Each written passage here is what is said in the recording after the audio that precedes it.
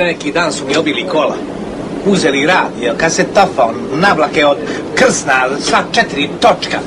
Ja što sad najebo, nije niko najebo na svijetu.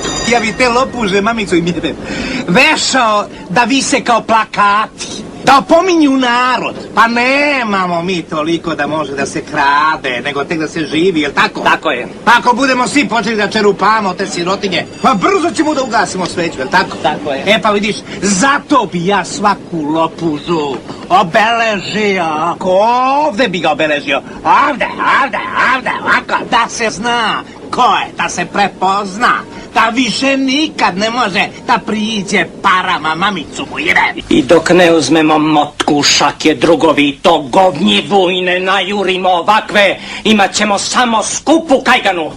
Ali za krađu hoću da ubijem i da koljem. Šta je ovo? Revolver, druškane. Sloni tu cevku, molim te. Duga 9 ima da te izbušim ko švajcarski sir. Gospođo. Likvidirat ću te ko besnog psa. Ubiću te. Nemojmo. Ko besnu kući. Nemoj. Šta je bilo? Ko je to pucao, a? Tata, slučajno. Moralo je da pukne.